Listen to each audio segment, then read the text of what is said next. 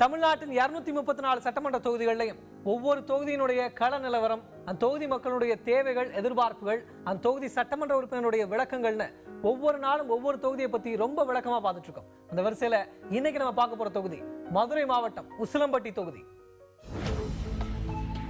செல்லம்பட்டி, உசிலம்பட்டி, சேடப்பட்டி பஞ்சாயத்துகளையும் உசிலம்பட்டி நகராட்சி மற்றும் ஏழுமலை பேரூராட்சி போன்றவற்றையும் உள்ளடக்கியது உசிலம்பட்டி சட்டப்பேரவை தொகுதி.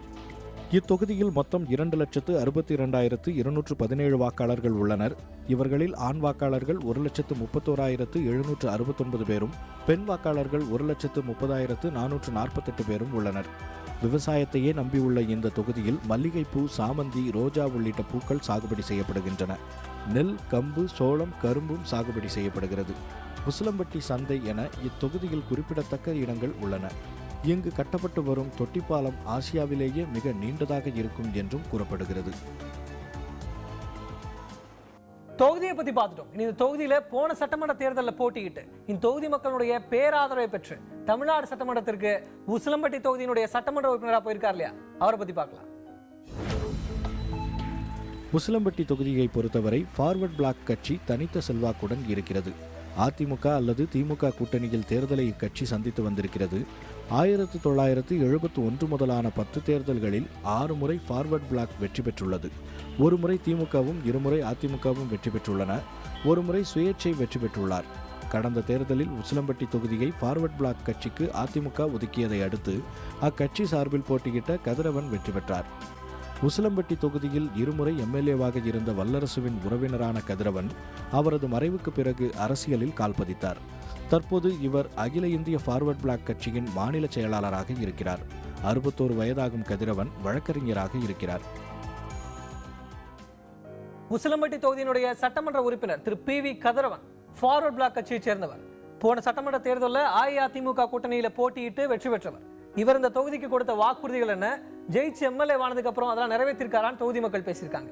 அதே போல என்ன செஞ்சிருக்க, என்ன செய்யல, ஏன் செய்யல என திரு PV கதிரவனும் விளக்கம் அளிச்சிருக்காரு. பாருங்க. ரூரலுக்கு 58 கால்வாய்ன்றது மிக மிக முக்கியமானது. ஏன்னா நிலத்தடி நீர் ஒவ்வொரு வீட்லையும் கேனுக்கு ஒரு நாளைக்கு 30 ரூபா செலவழிக்க வேண்டியிருக்கு. அதுதான் முக்கியமான விஷயங்கள்.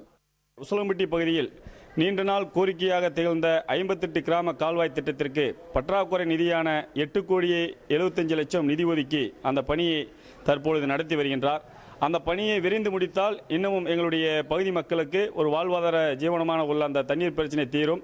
அந்த வகையில் அது ஒரு நல்ல திட்டமாக இருக்கின்றது.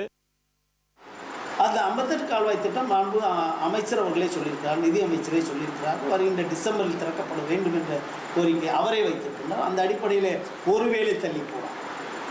கடந்த ஆண்டிலே அதை திறக்கின்ற வேலையை, அதாவது வருகின்ற ஆண்டிலே திறக்கின்ற வேலையை முயற்சிப்பேன் என்பதை தெரிவித்துள்ளது. நிச்சயமாக எங்கள் தொகுதிக்கு ஜீவாதார உரிமையாக இருக்கிறத நிச்சயமாக செய்வேன்.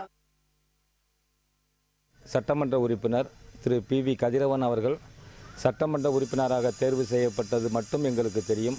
ஆனால் அவர் சட்டமன்ற உறுப்பினராக செயல்படுகிறாரா என்பது ஒரு சந்தேகம்தான். ஏனென்று சொன்னால் எந்த ஒரு திட்டமும் எங்கள் பகுதியில் சட்டமன்ற உறுப்பினர் மூலமாக செயல்படுத்தப்படவில்லை. நர்சிங் கல்லூரி தமிழக அரசு ஏற்கனவே அறிவித்திருக்கிறது, மாண்பு அம்மாவுடைய அரசு அறிவித்திருக்கிறது. அதை விரைவில் துவக்குவதற்கான முயற்சிகள் மேற்கொண்டிருக்கிறார்கள். நாங்களும் அதற்கான இடத்தை அவர்களுக்கு தேர்வு செய்து கொடுத்திருக்கிறோம் என்பதை தெரிவித்துள்ளேன். இங்கு எண்ணற்ற காய்கறிகளையும் பூக்களையும் விளைவிக்கிற அளவுக்கு எங்கள் விவசாயம் முன்னேற்றமான பாதையில் சென்று கொண்டிருக்கிறது. ஆனால் தண்ணீர் இல்லாமல் மிகவும் கஷ்டப்பட்டு கொண்டிருக்கிறோம். எங்கள் பகுதியில் இருக்கின்ற கண்மாய் தூர்வாரப்பட வேண்டும் என்ற கோரிக்கை நீண்ட நாள் இருக்குது. அது மட்டும் இல்லை, உசிலம்பட்டி கண்மாய் அதனுடைய இந்த உசிலம்பட்டி நகரத்திற்கு நீர் ஆறாக இருக்கின்ற ஒரு கண்மாய். ஒரு முறை அதை நிறைந்து விட்டால் கிட்டத்தட்ட 3 ஆண்டுகளுக்கு நிலத்தடி நீர் பிரச்சனை இருக்காது. அப்படிப்பட்ட ஒரு கண்மாயில் இந்த கடந்த 3-4 ஆண்டுகளாக தண்ணீர் சேர்வதில்லை. அதற்கு நாம் அமைச்சர் நமது பொதுப்பணித்துறை அமைச்சரிடம் சொல்லியிருக்கிறேன். நிச்சயமாக இந்த ஆண்டிலேயே தூர்வாரி அங்கிருக்கின்ற சீம கருவலை எல்லாம் அகற்றி அந்த கழிவு நீர்கள்லாம் வேறு இடத்துக்கு அனுப்ப வேண்டும் என்று திட்டமிட்டிருக்கிறோம். என்னோட வேப்பனத்து பஞ்சாயத்து சிந்துப்பட்டி பகுதிகளில் 2013-14 மிகப்பெரிய வறட்சிக்கு உட்பட்டது. மக்கள் குடிக்கவே தண்ணீர் இல்லாத பொழுது ஒரு மரியாதை கூட அமைச்சர்களிடம் மாவட்ட ஆட்சித்தலைவரிடம் போய் ஒரு 1.25 கோடி ரூபாய்க்கு செல்லம்பட்டி யூனியனுக்கு மட்டும் அது குறிப்பாக என் பஞ்சாயத்துக்கு 40 லட்சம் ரூபாய் கொடுத்துருக்காரு. அதன் மூலமா இன்னமும் மக்களுக்கு குடிநீர் தட்டுப்பாடு இல்லாமல் இருக்கிறது. இந்த 27 கோடி ரூபாய் நம்ம உசிலம்பட்டிக்காக தனியாக 27 கோடி ரூபாயில் வைகணையிலிருந்து ஒரு புதிய திட்டம் தீட்டப்பட்டிருக்கிறது. ஒருவேளை இன்னும் லேட்டானால் அது இன்னும் கூடுதலான தொகை நிதி வரும்.